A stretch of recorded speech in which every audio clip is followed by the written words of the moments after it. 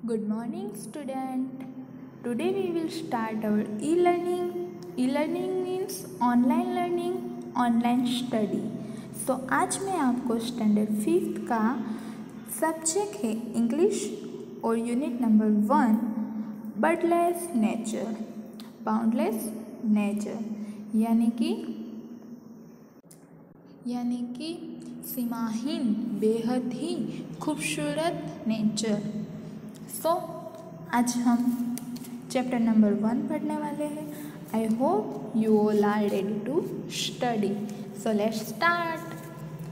First है activity 1, pre task है, हमें पहले ही ऐसे टास्क कंप्लीट करना है। तो उसमें है nature is boundless in its rich resource, many use this resource to create wonder. Identify this natural resource and discuss their usefulness with your partner.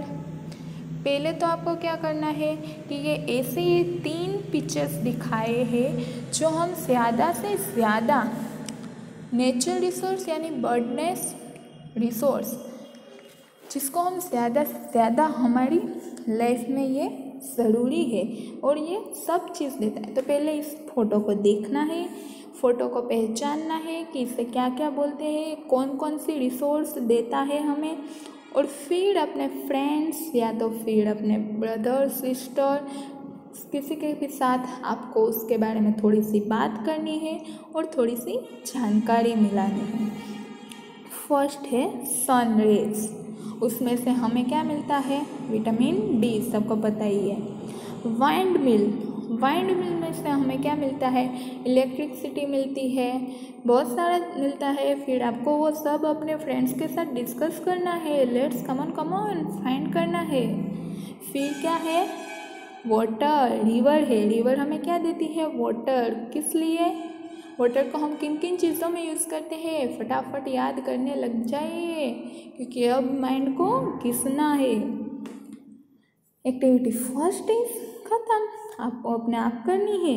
फिर सेकंड है activity 2, read the following passage carefully. क्या करना है, ये जो passage है उसे carefully read करना है और समझना है। The story of N orange, story है किसकी, ऑरेंज की, यानी कि संतरे की, नारंगी की।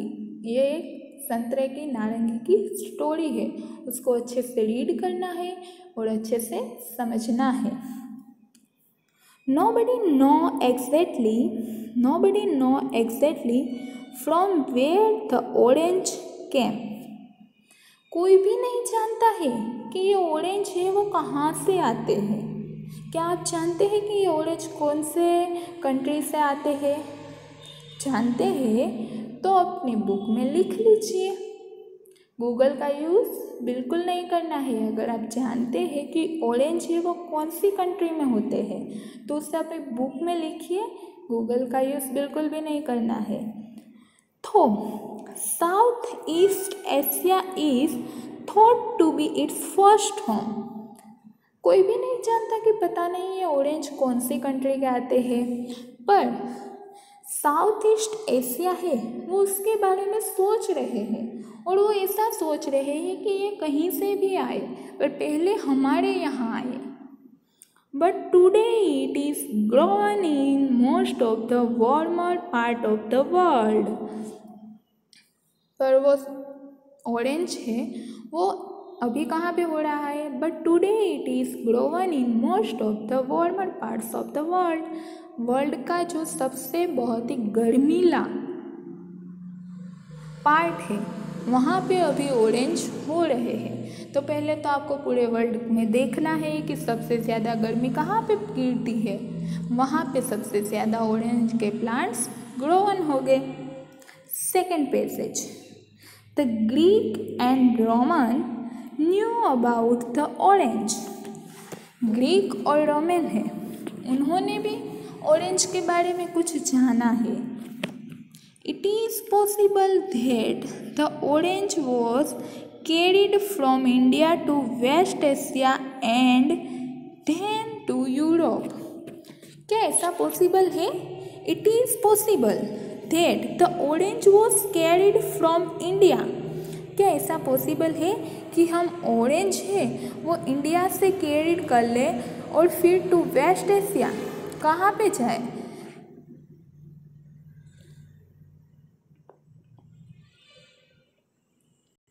क्या ऐसा पॉसिबल है कि हम पहले क्या करें कि ऑरेंज है उसको इंडिया से ले लें और फिर उसे कहाँ पे वेस्टर्न एशिया पे भेज दें और फिर वहाँ से कहाँ जाए? यूरोप में। Today the orange is the most important fresh fruit in international trade. पर आज ऑरेंज है वो सबसे इम्पोर्टेंट और फ्रेश फूड है। कहाँ पे? इंटरनेशनल ट्रेडिंग में। सबको पता ही है कि खाने में भी हो या फिर ड्रेस में हो या फ्रूट्स में हो, इंटरनेशनल ट्रेड पे जो होता है वो चारों तरफ चहल जाता है। तो अभी इस स्टोरी में कौन सा फ्रूट है जो इंटरनेशनल ट्रेडिंग पे है? Orange. Yes. Passage number 3। The 3 chief kinds of orange are। Orange है उसके मेन कितने टाइप है? 3 टाइप के ऑरेंज आते हैं। याद रखना, ऑरेंज है वो कितने टाइप के होते हैं, उसमें भी चीफ यानी कि मेन, मुख्य, जो सबसे ज़्यादा यूज़फुल होते हैं वो ऑरेंज कितने टाइप के होते हैं? 3 टाइप के। द स्वीट और कॉमन ऑरेंज। उसमें फर्स्ट क्या है? स्वीट और कॉमन ऑरेंज। फर्स्ट है स्वीट और कॉमन ऑरेंज, मीठा मीठा और सब में होता है वैसा कॉमन ऑरेंज। सेकंड है the Mediterranean orange. Mediterranean orange. Mediterranean orange यानी कि वो एक चपटा सा होता है, चारों तरफ से एकदम चिपक चिपक का चपटा सा, सेकेंड टाइप का ऑरेंज है। फिर थर्ड है द श्योर और बिटर ऑरेंज। पहले क्या होता है, जब कच्चा होता है तो खट्टा खट्टा सा दिखता है और जब पक जाता है तो कड़वा लगता है उसका स्वाद। वो 3 टाइप के ऑरेंज है। ऑरेंज है वो कितने टाइप के हैं? 3 टाइप के हैं। उसमें फर्स्ट है वो स्वीट और कॉमन, सेकंड है वो मैंडेरियन ऑरेंज और थर्ड है वो श्योर और bitter orange. Of these, the sweet orange is the most important। और इन सब में भी the sweet orange is most important। जो मीठा सा ऑरेंज है फर्स्ट वाला वो सबसे ज़्यादा इम्पोर्टेंट है। It is after 3 years the trees bears fruit। Orange का जो ट्री है, अगर आपने ऑरेंज का कहीं पे बीज डाला और उसका प्लांट हुआ तो वो कितने साल के बाद आपको फ्रूट देगा? 3 साल के बाद। याद रखना है, पहले तो ऑरेंज के कितने टाइप है? 3 टाइप के ऑरेंज है और ऑरेंज का जो ट्रीज है वो भी आपको कितने साल में फ्रूट्स देता है? 3 साल में। An interesting kind of sweet orange is called the blood orange। और उसमें भी एक इंटरेस्टिंग जानने की बात है कि जो स्वीट फर्स्ट वाला जो टाइप है स्वीट ऑरेंज, उसका सेकंड हम क्या बुला सकते हैं? उसको हम ब्लड ऑरेंज भी बुला सकते हैं, blood orange. It's pulp is deep. उसका जो पल्प निकलता है वो एकदम डीप यानी कि एकदम गाढ़ा होता है। Red in colour and it is ground.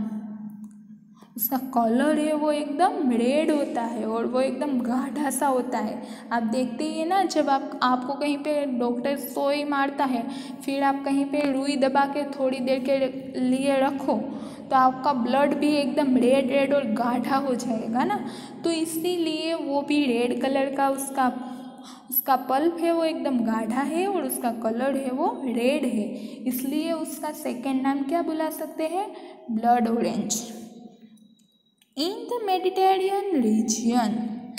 कौन से रीजन में उसको ब्लड ऑरेंज बुलाते हैं? Mediterranean region. The temple is an orange with thins.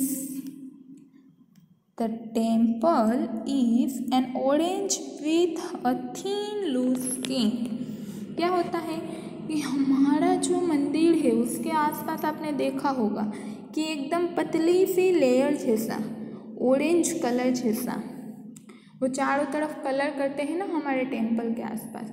तो ऑरेंज को जब ऑरेंज अंदर होता है, उसका जो फ्रूट्स है वो अंदर होता है, पर उसके चारों तरफ आपने देखा होगा कि उसकी स्किन है वो भी ऑरेंज कलर की होती है, पर जब हम उसको टच करेंगे, उसको छुएंगे तो एकदम पतली पतली थीन दिखेगी। तो इसलिए बोला है the temple is an orange with a thin loose skin, it is a mixture of the Mediterranean and the sweet orange. उसमें क्या होता है, मिक्सचर होता है Mediterranean and sweet orange. The shore orange is grown almost everywhere, especially in Spain। जो sure orange है यानी कि जो आपको थर्ड टाइप का श्योर ऑरेंज और बीटर ऑरेंज वो है, वो स्पेशली तो एवरीवेयर कहीं पे भी आपको दिखने को मिलेगा, पर सबसे ज़्यादा वो कहाँ पे दिखने को मिलेगा, स्पेन में। The chief use of this orange is to make marmalade, since it is too bitter to be eaten is a fruit। Specially वो कहाँ पे दिखने को मिलता है, स्पेन में। और उसका main use, the chief use of this orange, ये टाइप के ऑरेंज का मेन यूज़ क्या है, to make a The chief use of this orange is to make a marmalade skin. It is too bitter to be eaten as a fruit। जब ये सोर और beaten type का orange, जब शोर यानी कि जब खट्टा होता है, वो कच्चा होता है तब खट्टा होता है, तो जब वो खट्टा होता है तो मार्मलेड यानी कि हम जब मैंगो कच्ची होती है तो उसका हम क्या बनाते हैं, मुरब्बा बनाते हैं ना, वैसे ही जब ये ऑरेंज जो स्पेन में होता है श्योर और बीटर टाइप का ऑरेंज, वो जब श्योर होता है तो उसका क्या बनाते हैं, मार्मलेड यानी कि मुरब्बा बनाते हैं। और since it is too bitter to be eaten as a fruit, और जब वो पक जाता है तो उसको हम फ्रूट में खाने के लिए यूज़ करते हैं।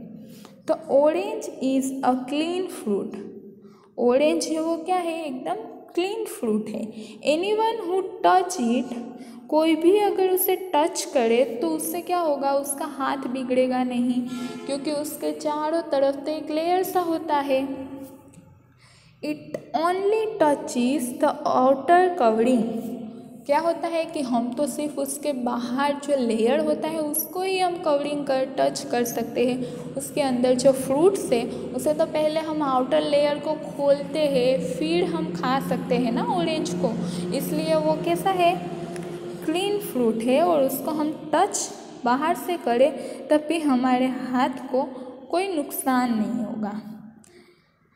Easily peels off the thick, oily and bitter skin does not allow insect to get into the orange। और क्या होता है, कोई ऑयली हो, फिर कोई ऐसा इंसेक्ट यानी कि ऐसा कोई कीड़ा है, मकोड़ा है जो उसके ऊपर बैठ जाए तो वो पूरा फ्रूट से वो एकदम ख़राब हो जाता है और हम उसे खा नहीं सकते। पर ऑरेंज में तो क्या होता है कि उसके आसपास एक थिक लेयर ही होता है, उसके अंदर फ्रूट होता है, तो उससे क्या होता है कि कोई इंसेक्ट हो वो उसके स्किन के अंदर भी नहीं जा सकता और हमें खाने में भी कोई नुकसानी नहीं हो सकता। Oranges therefore are in demand all over world। Orange एक ऐसा फ्रूट है जिसकी डिमांड है वो हमारे कंट्री में नहीं, पूरे वर्ल्ड में सबसे ज़्यादा है। Now let's see keyword. Trade, business between two company और कंट्रीज। ट्रेड का मीनिंग मैंने पहले ही बोला था कि मान लो कि कोई खाने की चीज़ है या फिर कोई ड्रेस है, आप जानते ही हो कि आपके घर पे मान लो कि बड़ी दीदी है और मम्मी है, दोनों रसोई बना रही है, मम्मी ने भी वही चीज़ बनाई है जो दीदी ने बनाई है, और फिर वो आपको टेस्ट करने को बोलेंगे, और जब वो बोलेंगे कि फटाफट चखो कैसा लगा है, कैसा बना है ये सब, तो ये क्या हो गया, एक रसोई ट्रेड हो गया।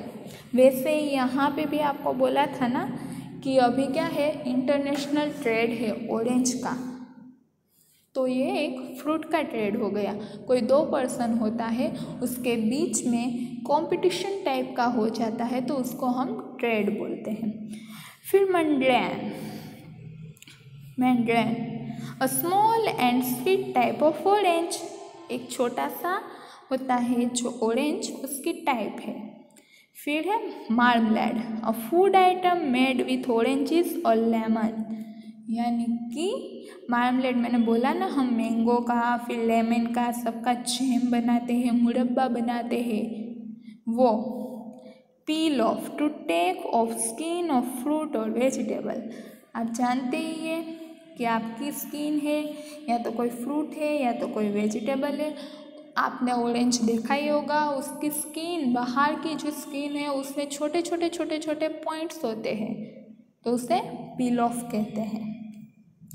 Now activity 3, study the following conversation and provide the missing part in your own words। क्या करना है, पहले तो आपको ये पूरा पैसेज है उसको रीड करना है। उसमें एक लड़का है और एक लड़की है, लड़के का नाम है रोहन और लड़की का नाम है अमिता।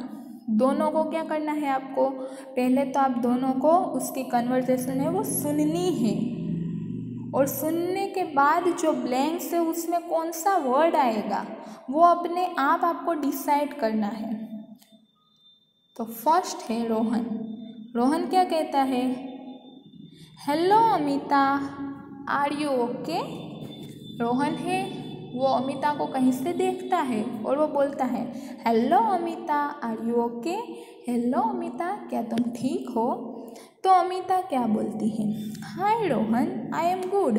वो बोलती है कि हाय रोहन, मैं अच्छी हूँ। I look a bit untidy because, मैं क्या, पर हाँ मैं थोड़ी सी बीट अनटाइडेड, थोड़ी सी बीमार जैसी दिखती हूँ। बिकॉज, क्यों वो बीमार जैसी दिखती है। तो फिर आपको रोहन की बात सुननी पड़ेगी। Rohan, oh so you were busy cleaning the school playground. फिर रोहन बोलता है कि oh so you were busy cleaning the school playground. Oh तुम इसलिए बीमार जैसी दिखती हो क्योंकि तुम स्कूल का प्लेग्राउंड है वो साफ कर रही हो। अब हम अमिता की पहली वाली बात पे जहाँ पे ब्लैंक से वहाँ पे जाएंगे। Hi Rohan, I am good, I look a bit टीडी because I am cleaning school playground. हाँ मैं थोड़ी सी टायर्ड यानी कि बीमार जैसी दिख रही हूँ क्योंकि मैं स्कूल का प्लेग्राउंड साफ कर रही हूँ। फिर अमिता बोलती है yes we started at blank and finished it only at blank. फिर अमिता बोलती है कि हाँ मैं स्कूल का प्लेग्राउंड है वो साफ कर रही थी, कब से लेके कब तक वो टाइम आपको बताना है। पर उसके बाद पहले हम रोहन की बात सुनेंगे। Rohan, oh I see, so you worked for more than 5 hours। तभी रोहन बोलता है कि ओह आई सी, मैंने देखा कि तुम 5 घंटे से कैसे स्कूल का प्लेग्राउंड है वो साफ कर रही थी। तो मैंने यहाँ पे अमिता में 9 AM से लेके 3 PM का लिखा है। आप कोई भी ऐसा टाइम लिख सकते हो जो आपको पसंद है, पर 5 hour होने चाहिए।